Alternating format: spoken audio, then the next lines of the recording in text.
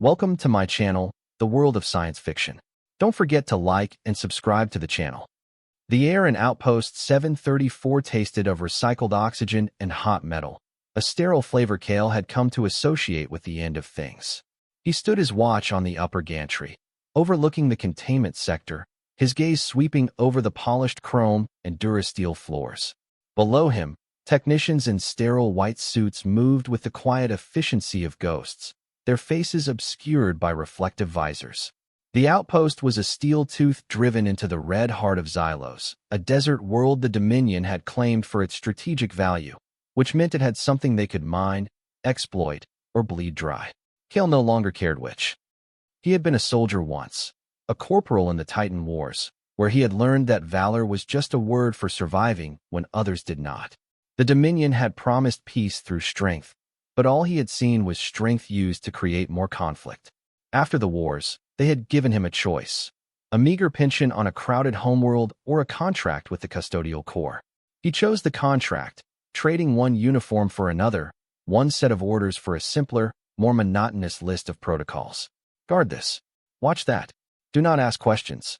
Xylos was his third such posting, and its twin sons had bleached all remaining ambition from his soul. His duty was simple: 8 hours of observation, watching the monitors that displayed the vital signs and energy readings of the outpost's single, most valuable asset. They called it Specimen 7. He had never seen it, not directly. The containment cell was a sphere of opaque, shimmering energy deep within the sector's core, a prison designed to hold something impossibly powerful. The whispers among the off-duty staff were wild and varied. A weapon, a god, a creature of pure energy. Cale dismissed them all as the fanciful ramblings of bored functionaries. To him, it was just cargo, another reason for the endless cycle of watch rotations and ration packs that defined his existence. The sterile silence was broken by the hiss of a pressure door. Sergeant Alara stepped onto the gantry, her boots making no sound on the grated floor. She was a woman carved from granite and protocol, her face a mask of stern duty. She had been his training officer after the wars, and she saw him not as a man, but as a component, one that was functional but prone to wear. "Cale," she said, her voice flat. "Report. All green, Sergeant. Vitals are stable. Energy field is holding at 100%. He did not turn to look at her, his eyes fixed on the holographic displays. There was a fluctuation an hour ago. Minor, but unscheduled. Just the daily power calibration for the outer grid. It's in the log. He had already filed the report. Alara was thorough to a fault. She trusted protocol, not people. She stood beside him for a long moment, her presence a weight in the quiet air. Voss is arriving tomorrow. The High Commander himself. He wants a full systems diagnostic and a readiness report on my desk by morning. Cale finally turned his head, a flicker of something, annoyance, perhaps, stirring in his weary mind. Commander Voss was the architect of the Dominion's expansion into these outer territories, a man whose reputation was built on ruthless efficiency. His presence meant something was about to happen. "Understood, Sergeant." Alara's gaze lingered on him. "Just do your job, Cale. Keep your head down. This posting is almost over." It was the closest she ever came to showing concern. She turned and walked away, her footsteps once again swallowed by the hum of the facility. He returned his attention to the monitors. He was a watcher, a ghost in the machine. That was his purpose. But as the long hours of the watch stretched on, a strange curiosity began to gnaw at him. For 2 years, he had guarded a ghost, a number on a screen. Tonight, something felt different. A subtle shift in the air, a tension in the low-frequency hum of the containment field. On a whim, he keyed in his authorization code and accessed the secondary sensor feeds. Not the vital signs, but the internal visual log. It was against protocol, a minor infraction that could earn him a reprimand, but the desolation of his existence demanded some small act of defiance. The log was mostly static, brief flashes of maintenance drones performing their duties inside the outer chamber. He scrolled back, weeks, then months. He found it. A single, clear image from 6 months prior, captured during a full field purge. The energy sphere had been rendered momentarily transparent. He zoomed in, the image resolving from a pixelated blur into a sharp, clear picture. It was not a monster. It was not a weapon of swirling energy.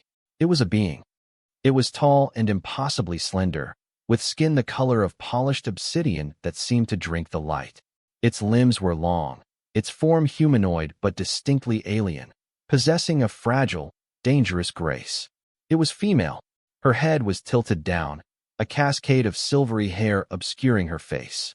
She was held in place by glowing shackles of light, her body a canvas of quiet suffering.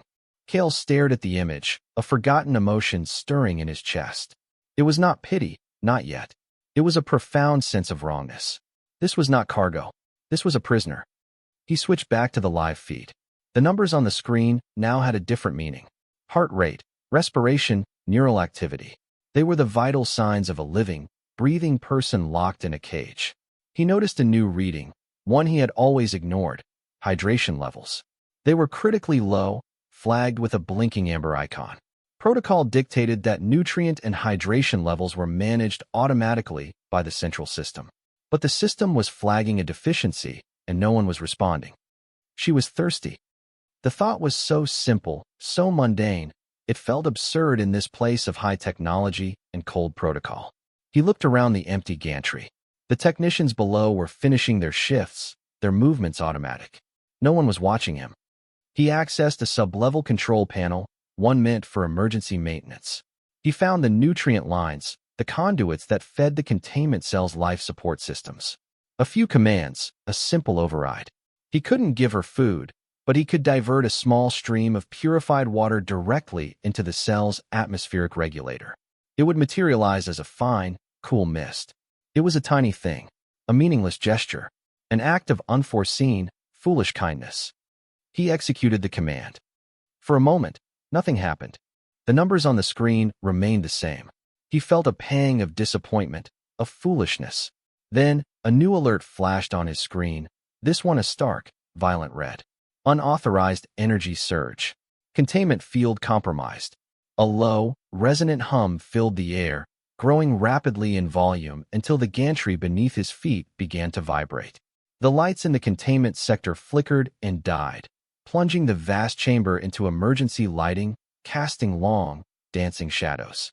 Below, the technicians shouted in alarm. A piercing shriek of tearing metal echoed through the hall. Kill looked down at the containment sphere. Cracks of brilliant white light spiderwebbed across its opaque surface. The energy he had just witnessed on his screen was not a reaction, it was a response. The small amount of water, a taste of life, had given her the strength she needed. The sphere shattered. A wave of force, silent and immense, erupted from the core, throwing the technicians against the far walls like dolls. The holographic displays on Kale's console exploded in a shower of sparks. He was thrown back against the gantry rail, the wind knocked from his lungs. Alarms blared, a cacophony of sirens and automated warnings. The entire outpost roared to life. He pushed himself up, his ears ringing. In the center of the chamber, where the sphere had been, she stood. The shackles of light were gone. She was bathed in the crimson glow of the emergency beacons, her obsidian skin seeming to absorb the frantic light. She raised her head, and for the first time, he saw her face. It was a mask of elegant, angular features, dominated by large, luminous eyes that held no pupil, only the deep, star-dusted black of a night sky. They fixed on him, across the distance of the ruined chamber. There was no malice in them, only a vast, ancient weariness, and a flicker of something else. Recognition. The heavy blast doors at the end of the hall slammed shut, sealing the sector. The voice of Commander Jorik, Voss's zealous second-in-command, crackled over the emergency comms, sharp and furious. Containment breach in Sector Gamma. All units converge. Hostile entity is loose. Subdue by any means necessary. Lethal force is authorized. Kale knew what that meant. They would flood the chamber with nerve gas, or simply open fire with heavy weapons until nothing was left. They would kill her, and they would find the log of his unauthorized command. He was already a dead man. He looked from the approaching glare of soldiers' helmet lamps at one end of the hall to the silent, alien woman at the center of the storm she had created. He had two choices. He could surrender and be executed for treason, or he could run. He had not truly made a choice in years. He had only followed orders. But the sight of her, free and defiant, resonated with a part of him he thought had died in the Titan Wars. He slung his pulse rifle from his shoulder. He was no longer a guard. He was a soldier again. She took a step, then another, her movements fluid and impossibly fast. She was not moving toward the soldiers, but toward a maintenance conduit on the far wall, an escape route he knew from countless dull inspections. She was not a mindless beast. She was intelligent. She was trying to survive. A squad of Dominion soldiers in heavy armor stormed onto the gantry from the opposite end, their rifles raised. "Kale, stand down. Drop your weapon." He ignored them. He sighted down his rifle and fired, not at the soldiers, but at the locking mechanism of a heavy service crane suspended over the main floor. The plasma bolt struck true, and the crane shuddered, its magnetic locks disengaging. With a groan of protesting metal, it swung down, crashing into the gantry and blocking the soldier's path. It bought him seconds. He vaulted over the railing, landing hard on a lower catwalk. He ran, his boots clanging on the metal, heading for the same service conduit she was. He was not saving her. He was saving himself. That is what he told himself. They were two fugitives, their fates now inextricably, violently linked. She reached the conduit first, tearing the heavy steel door from its hinges with an unnerving, quiet strength. She paused, looking back at him as he sprinted to catch up, the sound of plasma fire echoing behind them. Her expression was unreadable. She was waiting for him. They plunged into the darkness of the service tunnels together, the alarms of Outpost 734 fading behind them like the cries of a dying world. The air was thick with the smell of ozone and lubricants. Emergency lights cast a sickly yellow glow on the cramped passage, a maze of pipes and cabling that formed the guts of the outpost. He moved with practiced familiarity, while she followed, a silent shadow at his back. The initial dynamic was one of pure, animal instinct. He did not trust her. He could feel the immense power radiating from her, a low hum in the air that made the hairs on his arms stand up. She was a weapon, and he was running alongside it, hoping it would not be pointed at him. They could hear the shouts of the pursuit teams echoing through the vents, the heavy thud of mag boots getting closer. Jorik would be leading them, his fury a palpable force. Kale knew the layout of these tunnels better than anyone. He had walked them on patrol for years, his mind mapping every junction, every access point. He led them deeper, downward, toward the sublevels where the outpost's geothermal converters drew power from the planet's core. It was their only chance. At a junction, he paused, listening. The sounds were coming from two directions. They were being flanked. He pointed down a narrow, dark shaft. "This way. It leads to the outer perimeter's cooling vents." She simply watched him, her head tilted slightly, her liquid black eyes processing everything. She did not seem to understand his words, but she understood his intent. As they scrambled down the maintenance ladder, a plasma bolt seared the air where his head had been moments before. He dropped the last 10 feet, rolling as he hit the grated floor. He came up, rifle first, and saw a squad of Jorik's elite guards at the end of the corridor, their weapon lights pinning them in a harsh glare. "Traitor!" one of them yelled, and they opened fire. Kale flattened himself behind a large power conduit, the air sizzling with plasma discharges. He was pinned down, a single rifle against a full squad. It was over. He had run, and he had failed. He braced for the inevitable. But the final, fatal shot never came. He risked a glance and saw her. She had not taken cover.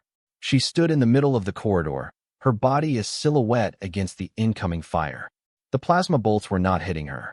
They were dissolving a few inches from her skin, absorbed by a faint, shimmering distortion in the air around her. She raised a hand, not in aggression, but as if to quiet a disruptive noise. A low thrumming sound filled the tunnel, a vibration that seemed to come from the very metal of the walls. The soldiers' rifles flickered and died. Their helmet lamps went out. The entire corridor was plunged into darkness, save for the faint, silvery light that now emanated from her. She had neutralized their technology with a gesture. She was more powerful than he could have ever imagined. But she was also vulnerable. As the light around her faded, she staggered, leaning against the wall for support. The effort had cost her dearly. Her breath came in shallow gasps. He could see the toll of her long imprisonment, the deep well of exhaustion that her brief surge of power had only temporarily masked. He did not hesitate. He ran to her side, grabbing her arm and pulling her along.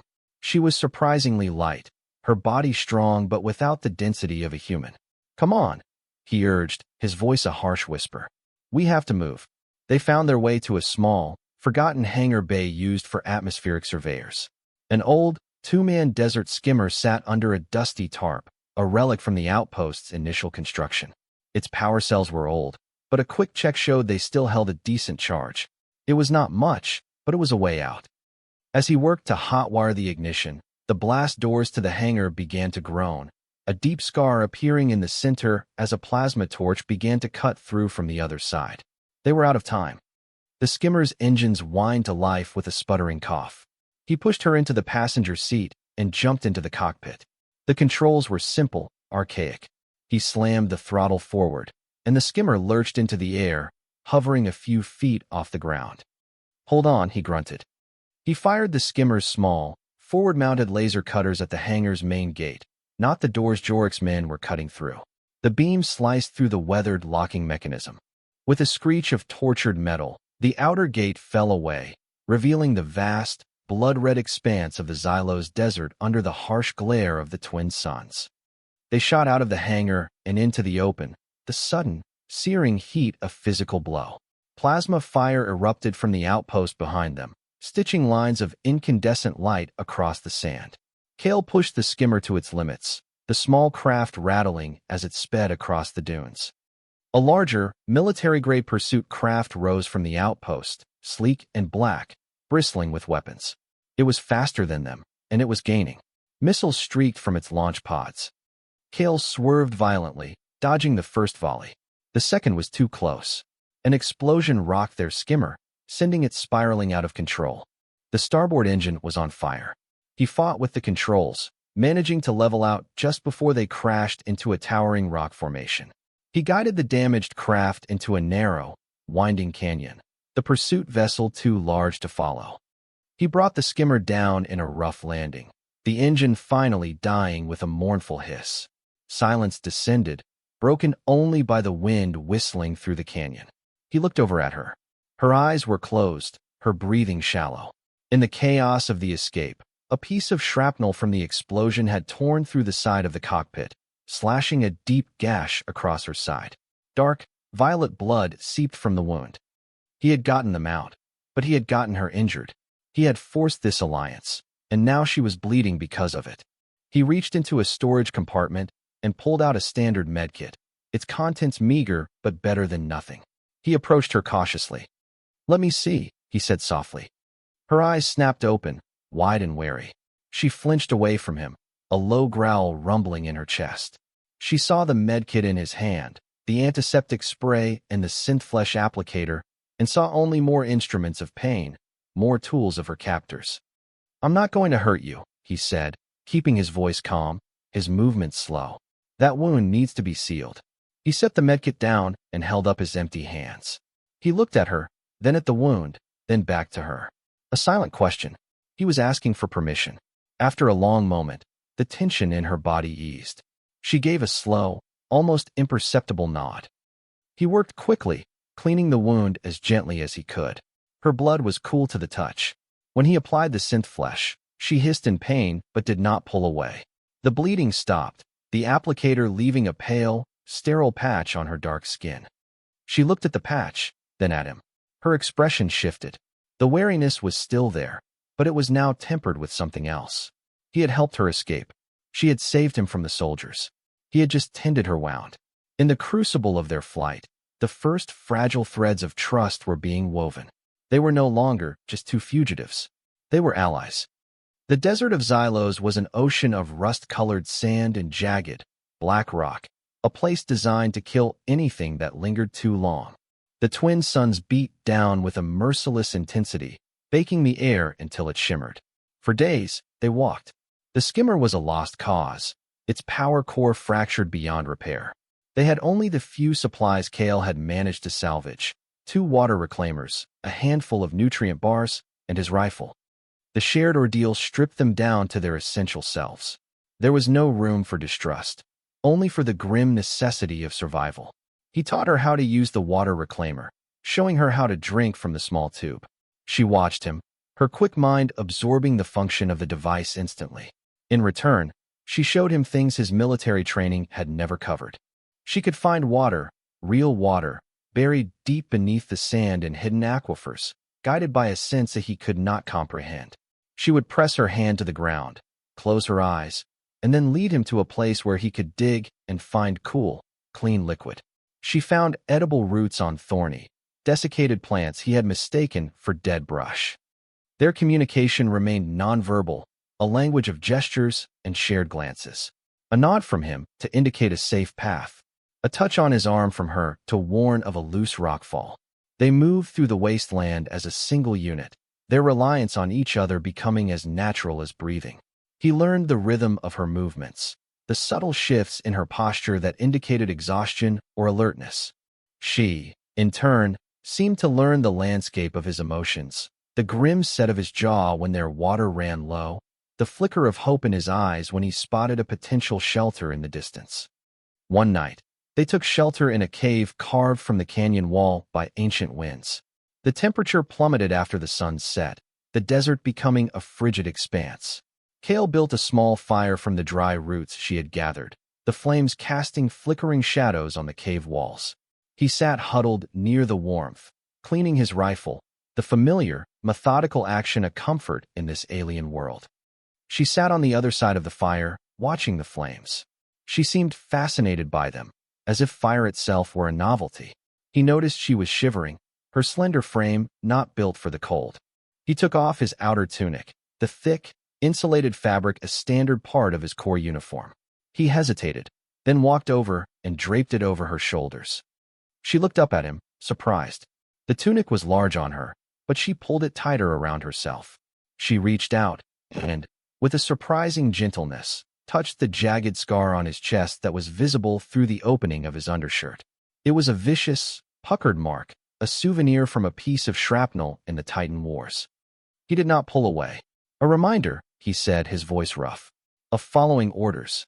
She did not understand the words, but she seemed to understand the sentiment. She traced the line of the scar with one long, cool finger. Then, she pulled back the edge of the tunic he had given her, revealing the pale patch of synth flesh on her side. Beneath it, he could see other marks on her skin, faint, silvery lines that were not natural. They were scars, precise and geometric. The marks left by the energy shackles in her cell. The marks of torture. She looked at her scars, then at his. A moment of profound, silent understanding passed between them. They were both survivors of wars they had not chosen, branded by the cruelty of others. In that shared recognition of pain, their bond deepened into something more solid than mere alliance. He returned to his side of the fire. The silence stretched, comfortable now. He had been alone for so long, even when surrounded by other soldiers. He had forgotten what it felt like to share a space with someone without the pretense of rank or duty. Then, something new happened. A voice echoed in his mind, not of sound, but of pure thought. It was feminine, melodic, and ancient. You were the scars of your own cage. Kale jolted, his head snapping up. He looked at her, his heart pounding. She was looking at him, her dark eyes luminous in the firelight. Her lips had not moved. Do not be afraid, the voice continued, softer this time. I would not harm you. You can talk? He whispered, the words feeling clumsy and loud in the quiet cave. Not with a voice like yours. My people, we speak with the mind. It has been long since I have had the strength. The water, your gift, it began to heal me. He stared at her, his entire understanding of the universe shifting on its axis. He had rescued a telepath. The Dominion had imprisoned a being who could speak directly into the minds of others. The implications were staggering. They did not know, she sensing his thoughts.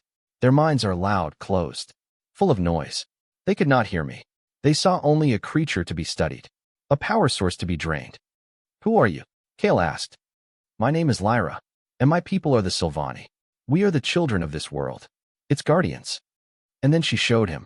It was not a story told in words, but a torrent of images, emotions, and memories poured directly into his consciousness. He saw Xylos not as a red desert, but as a vibrant, green world, millions of years in the past. He saw the Sylvani, a race of graceful, telepathic beings, living in cities of woven, living wood, their society in perfect harmony with the planet. He felt their deep, symbiotic connection to the world, a bond so profound they were practically one and the same. He saw the arrival of the Dominion. The first ships were presented as vessels of exploration and peace. A treaty was signed, a promise of shared knowledge and mutual respect. But it was a lie. The Dominion scientists detected the immense energy emanating from the planet's core, the source of the Sylvani's life and power. And Commander Voss wanted it. The images turned to fire and blood. He saw Dominion soldiers, men in the same uniform he had worn, turn their weapons on the Sylvani. He saw their cities burn, their forests turn to ash. The Sylvani fought back, their mental abilities a powerful weapon, but they were not warriors. They were overwhelmed by the Dominion's brutal, industrial warfare. The planet itself seemed to cry out in pain, its verdant life forms withering under the poison of the Dominion's attack, transforming it into the desert he now knew. Lyra was their leader, their queen. She had been captured in the final battle, kept alive because her unique connection to the planet's core made her a living key, a tool they could use to unlock the energy they craved. The vision ended. Kale was left breathless, the firelight seeming dim, the cave suddenly cold. He looked at Lyra, seeing her now not as an alien or a fugitive, but as the last scion of a murdered world, the keeper of a truth he had unknowingly helped to suppress. His entire life, his service, his belief in the Dominion's mission of bringing order to the galaxy, it was all built on a foundation of lies and genocide. Voss, he said, the name tasting like ash in his mouth. He's not a commander. He's a butcher. He will not stop until he has consumed the very heart of my world, Lyra sent, her thoughts laced with a deep, sorrowful certainty. And we are too few to stop him. My people are scattered, hiding in the deep places of the earth, waiting for an end that is now inevitable. Kale looked at his rifle, the symbol of his allegiance to the Dominion. He thought of Sergeant Alara and her weary adherence to protocol. He thought of the men he had served with, most of them just like him, tired soldiers following orders, oblivious to the monstrous truths their service upheld. He had been a cog in a machine of destruction. His act of kindness had not just freed a prisoner, it had thrust him into the heart of a war he never knew existed. He finally had a choice that mattered. He could continue to run, to try and save his own life in the vast emptiness of the galaxy, or he could stand and fight, for her people, for a world that was not his, but whose fate was now tied to his own. He stood up and walked to the mouth of the cave, looking out at the star-dusted sky. The constellations were alien, but the feeling of being small beneath them was universal. He was one man against an empire. It was an impossible fight, but for the first time since the Titan Wars, he felt a sense of purpose. It was a cold, terrifying feeling, but it was better than the emptiness that had haunted him for years. He turned back to Lyra. "Where are your people?" he asked. Her mental voice guided him, a compass of thought pointing the way through the labyrinthine canyons. They traveled for another week, the journey growing more perilous as they moved into the Broken Lands, a region of shattered mesas and deep chasms scarred by orbital bombardment. This was where the Sylvani had made their last stand. They were being hunted. Kale saw the glint of Dominion drones high in the stratosphere, their sensor arrays methodically scanning the landscape. Jorik was not a man to give up. His pursuit would be relentless, fueled by a fanatic's devotion to Voss and a personal hatred for the traitor who had slipped through his fingers. They were crossing a narrow rock bridge spanning a chasm thousands of feet deep when the attack came. It was not the drones. It was Jorik himself, leading a squad of his elite shock troopers, their black armor blending with the dark rock. They appeared on both ends of the bridge, trapping Kale and Lyra in the middle. "Nowhere left to run, Kale." Jorik's amplified voice boomed across the canyon. "Surrender the asset, and the commander might grant you a quick death." Kale raised his rifle. "Not today, Jorik." The air exploded with plasma fire. He shoved Lyra behind a small rock outcropping and returned fire, his shots precise, aimed at the exposed joints in the trooper's armor. He was hopelessly outgunned. They were walking artillery platforms, their firepower designed to level bunkers, not engage in a skirmish. Lyra pressed her hands against the rock of the bridge. The stone remembers, she sent to him, her thought a low hum of concentration. It remembers the weight of armies. It can be made to forget. The bridge began to tremble. Hairline fractures appeared in the rock beneath the feet of Jorik's men. With a deafening crack, the section of the bridge they stood on sheared away, plunging the armored soldiers into the abyss. Their cries were cut short. Jorik, who had been on the far side, roared in fury. He was alone now, but he was not deterred. He unslung a heavy particle cannon from his back, a weapon capable of vaporizing their cover in a single blast. As Jorik charged the weapon, Lyra stumbled, her nose bleeding. The effort of breaking the bridge had taken a tremendous toll. She was powerful, but her body was still weak, still recovering. Kale saw his opportunity.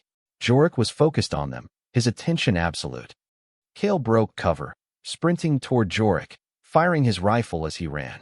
The plasma bolts glanced off Jorik's heavy armor, doing little more than scoring the black metal. Jorik laughed, a cruel, metallic sound, and leveled the cannon at Kale. In that split second, Kale knew he would not make it. But his charge had done its job. It had drawn Jorik's fire away from Lyra. He braced for oblivion. A blur of obsidian and silver shot past him. Lyra, moving with a speed that seemed to defy physics, slammed into Jorik. The cannon discharged, its beam of pure energy tearing a hole in the sky, missing Kale by inches. The impact of Lyra's charge sent both of them skidding toward the edge of the broken bridge. Jorik was larger and stronger, his armored suit augmenting his strength. He grabbed Lyra, his metal gauntlet closing around her throat. "You will be leashed again, creature," he snarled. Kale scrambled to his feet and charged again, this time dropping his rifle and drawing his combat knife. He slammed into Jorik's back, driving the vibroblade into a seam at the base of the helmet. The blade screeched against the armored plating, but it held. Jorik roared and threw him off, but the attack had forced him to release Lyra. She gasped for air, scrambling back. Jorik turned his full attention to Kale, his faceplate retracting to reveal a face contorted with hate. "I'm going to enjoy this." He lunged, but Kale was faster. He dodged under the clumsy swing and kicked out, not at Jorik, but at the ground beneath his feet. The rock there was already fractured from Lyra's earlier effort. It crumbled. Jorik lost his footing, his heavy armor overbalancing him. He teetered on the edge of the chasm for a moment, his arms windmilling, a look of shock on his face. Then he fell, his scream swallowed by the immense emptiness below. Silence returned to the canyon. Kale stood breathing heavily, his body bruised and aching. Lyra came to his side, her hand resting lightly on his arm. He was one man, she sent, her thought weary. There are thousands more, an entire fleet in orbit. She was right. They had won the skirmish, but the war was far from over. As if to prove her point, she directed his gaze to the sky. He saw it then, a faint, terrible light descending from the heavens. A beam of pure energy, miles wide, impacting the planet's surface on the far horizon. It was the main drill. Voss was not waiting any longer. He was boring directly into the planet's core. A wave of despair washed over Kale. The sheer scale of the Dominion's power was absolute. They could not be beaten in a conventional fight. Every victory was temporary, a futile gesture against an overwhelming tide. The conflict threatened to not just exterminate the Sylvani, but to shatter the entire world. "There is one way," Lyra's voice entered his mind, quiet and somber. "A way to end this. Not with victory, but with peace. But the cost is absolute." She led him to the hidden enclave of her people, a vast cavern deep beneath the surface, lit by phosphorescent moss and the faint, internal glow of massive crystals. The last of the Sylvani were there, a few hundred souls, their faces etched with a deep, collective grief. They were old, young, but all of them were weary. They looked at Kale with suspicion, but they trusted Lyra. She brought him to the heart of the cavern, to a chamber where the air hummed with a palpable energy. In the center was a pool of liquid light, a direct conduit to the planet's core, the source of their power. "This is the heart of Xylos," Lyra explained. "From here, we can speak to the planet. We can ask it to protect itself." She revealed the nature of her solution. The Sylvani could initiate a process they called the Great Resonance, a wave of psionic and physical energy that would expand from the planet's core to encompass the entire system. It was not a weapon of destruction. It was a shield of absolute peace. It would create an impenetrable barrier around Xylos, but more than that, it would project a field of psychic harmony so profound that it would neutralize all aggression. The Dominion soldiers would not be killed. Their will to fight would simply vanish. Their technology, built on principles of violence and control, would cease to function in its presence. The war would end instantly. Then do it, Kale said, a surge of hope in his chest. It is not so simple, Lyra replied, her thought heavy with sorrow. The resonance requires a conscious mind to act as an anchor, a focal point to shape and sustain the wave. A Sylvani mind is too connected to the planet. We would be consumed by the energy, burned out in seconds. We are part of the song. We cannot be the singer. She paused, the weight of her next words filling the space between them.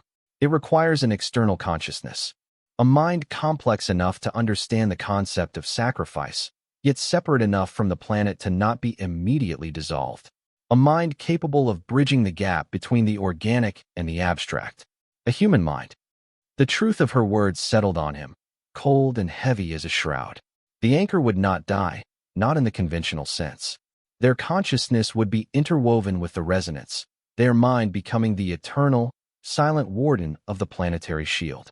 They would cease to be an individual, their thoughts and memories dissolving into the vast, quiet consciousness of the planet itself. It was a sacrifice of identity, a permanent end to the self. Kale looked at the pool of light, then at the faces of the surviving Sylvani. He looked at Lyra, her dark eyes filled with a sorrow that was not for her people, but for him. She was not asking him to do this. She was simply presenting the impossible choice that lay before them. He walked away from the heart chamber, needing to be alone. He found a quiet ledge overlooking the vast, glowing cavern. He sat, the weight of the decision pressing down on him. He thought of his life, a series of battlefields, barracks, and lonely watch posts. A life spent in service to a lie. He had no family, no home to return to. His past was a landscape of ghosts and regrets. What future did he have? A life on the run, always looking over his shoulder, until the Dominion inevitably caught up to him. This was an end. Not a glorious death in battle, but a quiet dissolution. He would not be remembered as a hero. He would simply cease to be. But in that ending, this world, these people, Lyra, they would be saved. His empty life could be exchanged for the survival of an entire civilization. Was it a choice? Or was it the first real purpose he had ever been offered? To become a guardian, a silent shield, to give his broken, weary consciousness a final, meaningful task. The cynicism that had been his armor for so long cracked and fell away, leaving behind the soldier he had once been, the man who had believed in protecting others. He wrestled with the fear. The terror of losing himself, of his mind unraveling, was a primal, instinctual thing. It was a fear greater than death. But the alternative was to stand by and watch another world die, to allow Voss to win, to let Lyra's sacrifice in her cell be for nothing. His small act of kindness had started this. It was only fitting that he be the one to see it through to its conclusion. The internal deliberation was not long. His life had already prepared him for this. He had been trained to sacrifice himself for a cause. He had just been fighting for the wrong one. He stood up and walked back to the heart chamber. Lyra was waiting for him, as he knew she would be. The other Sylvani watched, their ancient, weary eyes full of a somber respect. He did not need to speak. She could feel his decision. He walked to the edge of the pool of light and looked at her. He reached out and touched her cheek, a gesture of farewell that transcended words. A single, crystalline tear traced a path down her obsidian skin. Your sacrifice will be the seed of our future, she sent, her thought a mixture of profound gratitude and heartbreaking loss. You will not be forgotten. You will be everything. The wind in the trees, the light of the crystals, the quiet strength of the stone. You will be our peace. He gave her a small, sad smile. There are worse things to be. He turned and stepped into the pool of light. The journey back to the surface was a solemn procession. They could not stop the drill from the caverns below. The anchor had to be established at the source of the desecration, where the Dominion's technology was physically breaching the planet's crust. This was the heart chamber, the most sacred place on Xylos, now a hellscape of industrial machinery and Dominion soldiers. Lyra guided them through ancient tunnels that bypassed most of the Dominion's outer defenses. Cale felt a strange calm, a sense of finality that sharpened his senses. He was no longer fighting for survival, but for a clean ending. The remaining Sylvani warriors, a small, grim-faced contingent, moved with them, their purpose clear. As they neared the main drilling complex, they encountered a patrol. The fight was swift and brutal. The Sylvani, fighting on their home ground, were like phantoms, their mental abilities disorienting the soldiers before they could even raise their rifles. Cale moved with the cold efficiency of his past, his pulse rifle a familiar weight in his hands. They reached a final checkpoint, a heavily fortified blast door leading into the drill control center. It was an impossible obstacle. As they prepared for a suicidal assault, a voice came over Cale's stolen comm unit. "Cale, it's Alara. Do you read me?" He froze. He keyed the comm, "Sergeant. I'm surprised you're still alive. Voss is purging anyone who was on your watch rotation. He's covering his tracks." Her voice was strained.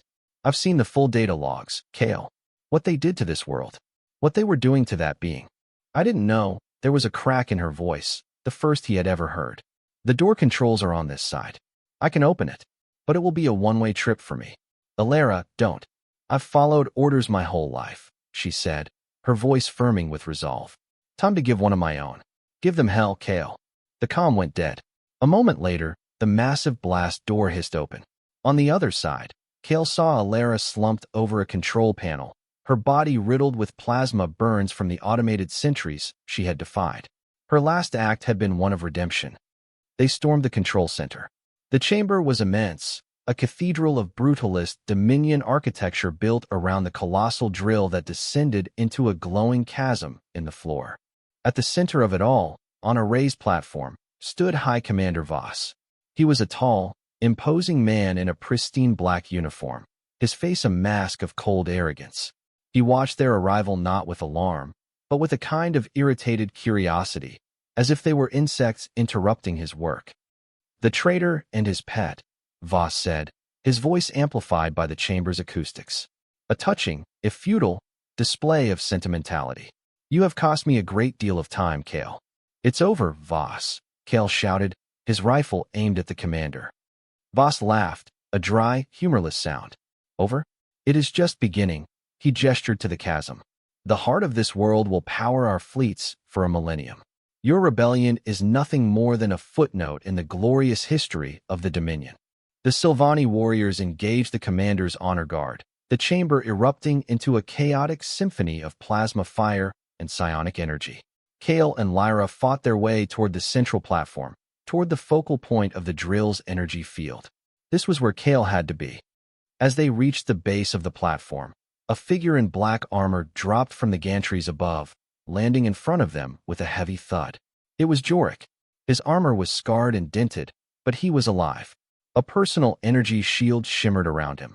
He had survived the fall.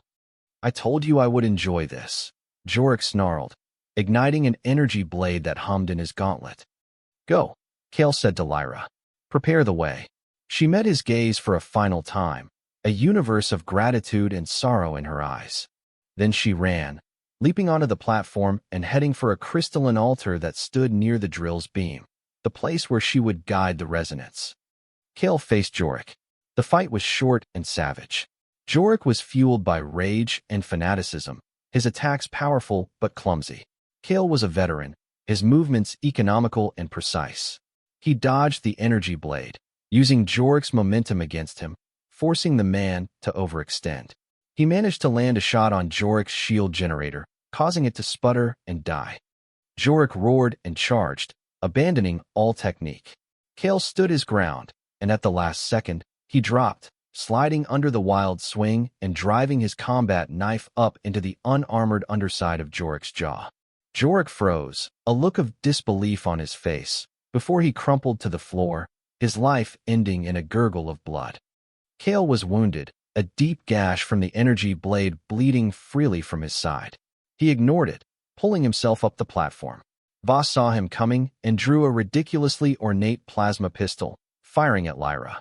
She threw up a psionic shield, the bolt dissipating harmlessly, but the effort made her falter. Kale tackled Voss, sending them both crashing to the floor. Voss was strong, but he was a commander, not a soldier. Kale disarmed him with a brutal efficiency born of countless firefights. He held his knife to Voss's throat. "You lose," Kale panted. Voss stared at him, his arrogance finally cracking to reveal a petty, pathetic rage. "You will gain nothing. You will die here, forgotten." "I know." Kale looked over at Lyra. She was at the altar, her hands pressed against the glowing crystal. She was waiting for him. He shoved Voss aside and staggered toward her. He placed his hands on the altar beside hers. The moment his skin touched the crystal, the energy surged into him.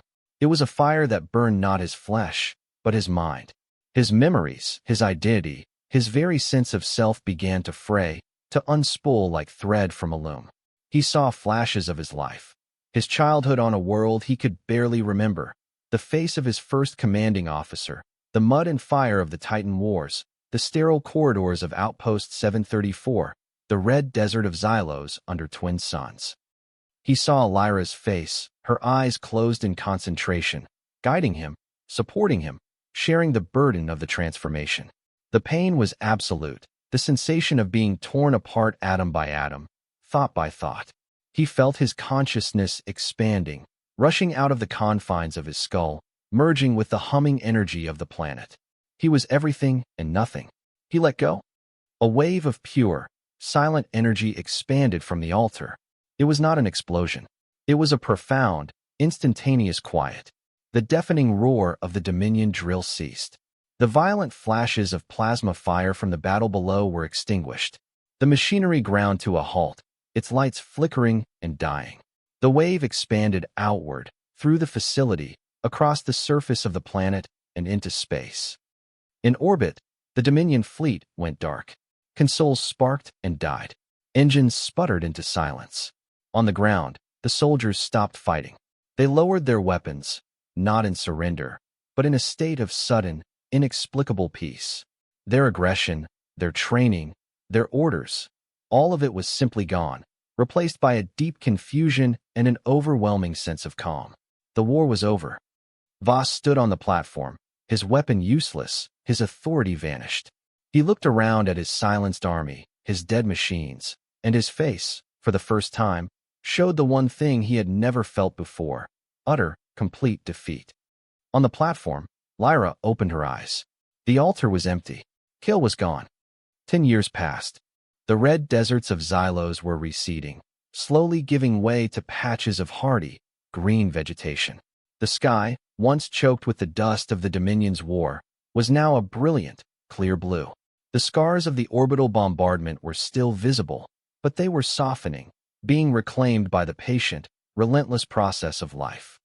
The rusted, silent hulk of the Dominion drill was now a monument, overgrown with alien vines and crystalline flora.